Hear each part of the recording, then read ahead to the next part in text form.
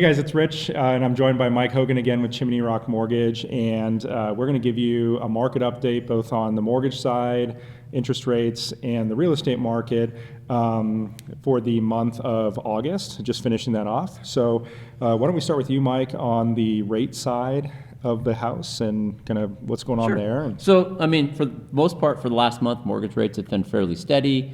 They are obviously high. I think it was a week or two ago, they probably met the highest point they've been in 25 years. Inflation tends to be stubborn, and that's what the Federal Reserve Bank is looking at on their rate decisions, and also drives mortgage-backed securities up, which increases rates. So that's kind of where the rates are at this point in time. Really, the biggest factor probably in inflation is oil prices. Yeah. I mean, just being here locally, in Spokane, like $4.80 a gallon for unleaded. Yeah, and that's the cheap one. Yeah. I remember somebody saying diesel will never be more expensive than unleaded gas, and I think that's up at $5.50 or something along those lines. I think they were wrong. Yeah, just a little bit. So let's touch a little bit just on the real estate side of the house. So for us, we saw our average sale price in the Spokane area tick up to $489,000. Which is down a little bit year over year from where we saw last year and to start the year. But overall, price stability has been pretty good. And real estate's very much a local, check your local weather kind of deal. But, nationally, you look at an average house sale price of $416.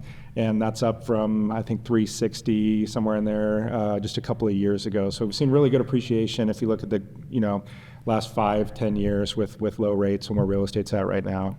Well, and I think appreciation is one of the things that buyers should take into consideration. As their home has increased dramatically, they have now put themselves into a better position to purchase a bigger house. And that equity is something that you wouldn't have had 5 years ago.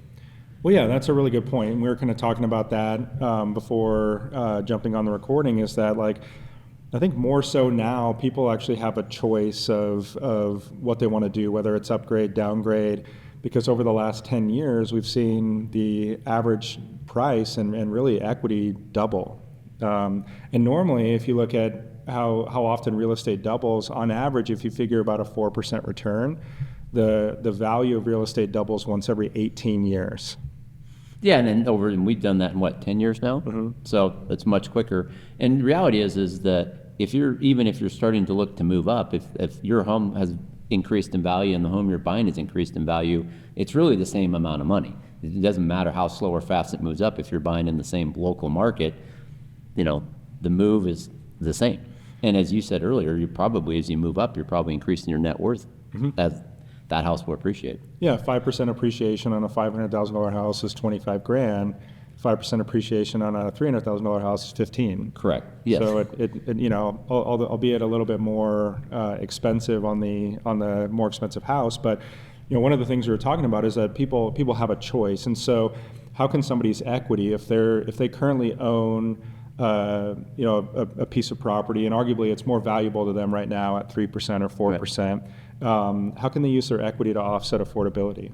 Well, I think that the thing that does offset it is the fact that your future loan is going to be a lot less than it would have been in the future if you were moving from a $400,000 house to a $600,000 house or $700,000 house. Before, you probably wouldn't have had the $200,000 or $300,000 in equity that you have today. So therefore, lowering your payment. And I do think when it comes to choice, there are some things that people can think about. If you look at and you and I have discussed before, we think if interest rates were at 6%, that would be a kind of a natural where they should be today, and they're at 7%. But on a $290,000 loan, the difference between 6% and a 7% on a monthly basis is less than $200 a month. So are there things that people could do if they really do want to move that they could do differently instead of spending $200 a month, go out to dinner less? I had a client one time that quit smoking so he could afford to buy a house. Yeah. Maybe lives a little longer after doing that. And he might be in the house longer. Yeah. So what I hear is, speaking specifically to the folks that they've owned a house for a little bit, they have a decent amount of equity in the home, and now all of a sudden they have a need, like a family change, move up, move down, extra kid coming along the way, somebody went to college, whatever it may be. It's a needs-based market as far as people making a change. And so sitting on a ton of equity, your new loan balance, your new payment's going to be higher. Yeah, anytime you move up, that's going to be the case, Sure. right? It would have been the case 5 years ago, and it'd be the case again today. I don't think that necessarily that as you say, real estate tends to, for the most of us, be a needs-based thing. You get your first house, and then it reminds me of this. I think it was a State Farm ad where the couple was flying home from their honeymoon. We're never going to have kids, and then we're never going to move out of the city. Then we're never, right? And of course, they did all those sorts of things because that's what we all want. Yeah. So, when it comes to making those decisions, I think need is more important than thinking about, some of the other things. It's like, well, my interest rate will go up. Well, it's very hard to time interest rates.